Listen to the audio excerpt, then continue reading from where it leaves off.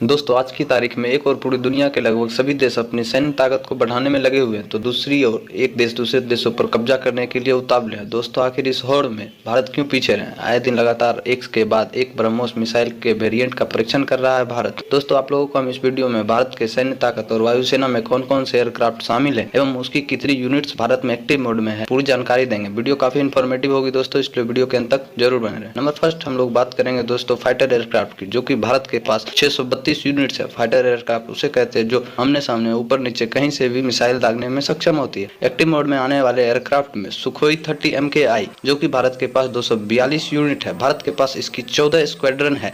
Basically एक squadron में maximum 18 जहाजें होती है। यह एक मल्टी रोल फाइटर एयरक्राफ्ट है जो दुश्मनों के पलक झपकते ही उसे मार गिराती है। इनसे दोस्तों भारत का सबसे शक्तिशाली लड़ाकू विमान माना जाता है। उसके बाद आती है जगुआर MS जो कि 130 यूनिट है। भारत के पास इसकी 5 स्क्वाड्रन मौजूद है। यह एक अटैक फाइटर एयरक्राफ्ट है जिससे यह हवा में किसी भी जहाज को राख करने के लिए काफी होती है। मॉडर्न टेक्नोलॉजी से लेस होने के बाद अब भी यह बहुत घातक हो चुकी है। उसके बाद आती है दोस्तों MiG-29 जो कि 66 है भारत के पास। यह मल्टी रोल एयरक्राफ्ट होने के साथ साथ भारतीय वायुसेना की रीढ़ कही जाने वाली एयरक्राफ्ट है। यह भारत के पास 3 स्क्वाड्रन है। शॉर्ट टेक ऑफ के लिए यह बहुत ही फेमस है। अगली है दोस्तों तेजस मार्क 3 जो कि 16 यूनिट भारत के पास है। भारत के पास इसकी 26 स्क्वाड्रन है जो कि बहुत ही बड़ी है। यह मल्टी रोल होने के साथ साथ दुनिया का सबसे छोटा एयरक्राफ्ट भी है। इसकी स्टेबिलिटी पूरी दुनिया भर में चर्चित है। दुश्मनों के जहाजों को पकड़ने के लिए केवल रडार का ही नहीं बल्कि इंफ्रारेड भी छोड़ती है, जिससे किसी भी एयरक्राफ्ट की हीट पकड़ी जाती है और यह 1.8 मैक की स्पीड से चलने के कारण उसे मार गिराती है। अगले नंबर पर आती है मिराज 2000 HI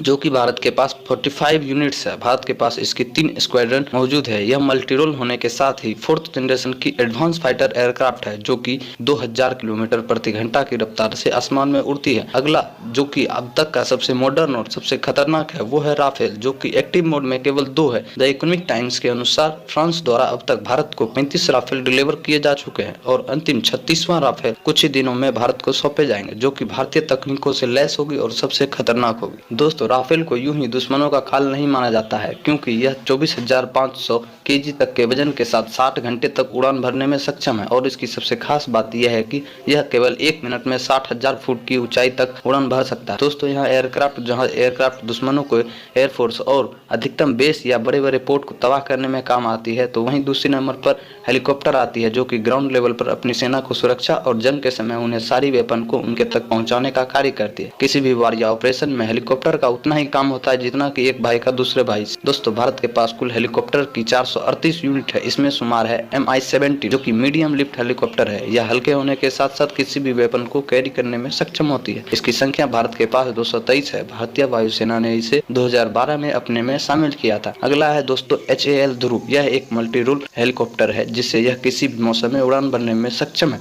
भारत में HAL ध्रुव की एक्टिव संख्या 91 है। ध्रुव हेलीकॉप्टर हिंदुस्तान एरोनॉटिक्स कंपनी द्वारा विकसित और भारत द्वारा निर्मित एक बहुउद्देशीय हेलीकॉप्टर है। नेपाल और इजराइल जैसे देशों को भारत द्वारा ध्रुव को निर्यात भी किया जा चुका है। अगले नंबर पर है अपाचे हेलीकॉप्टर। यह एक अटैक हेलीकॉप्टर है और भारत के पास इसकी संख्या 22 है। भारत के पास AH सीरीज की 64E हेलीकॉप्टर है जो कि रात में भी उड़ान भरने में सक्षम है। यह दुनिया का सबसे ज्यादा प्रयोग किया जाने वाला अटैक हेलीकॉप्टर है। इसने अफगानिस्तान, ईरान, सीरिया जैसे बहुत सारे युद्धों में अपनी काबिलियत को प्रदर्शित कर चुकी है। इसकी एक और सबसे खास बात यह है कि इसमें आगे में जो गनर या हथियार लगे हुए रहते हैं वो सीधे पायलट की आंखों से कनेक्ट होते हैं, जिसके कारण पायलट के देखते ही दुश्मन तबाह हो जाते हैं। ठीक उसी प्रकार की Mi-17 V5 और Mi-26 जो कि काफी घातक है। दोस्तों किसी भी युद्ध में जितना एयरक्राफ्ट की भूमिका होती है उतनी ही भूमिका उस युद्ध में ट्रांसपोर्ट एयरक्राफ्ट की भी होती है। भारत के पास ट्रांसपोर्ट एयरक्राफ्ट की 250 यूनिट है जिसमें AN-32 यह एक टैक्टिकल एयरक्राफ्ट है। इसकी संख्या 104 है। अगला है दोस्तों HS-748 जिसकी संख्या 57 है। इसे मल्टीपर्पज के लिए बनाया गया है। अगला नंबर आता है डॉर्नियर जो कि भारत के पास 228 है। इसके बाद आती है दोस्तों C-17 ग्लोब मास्टर।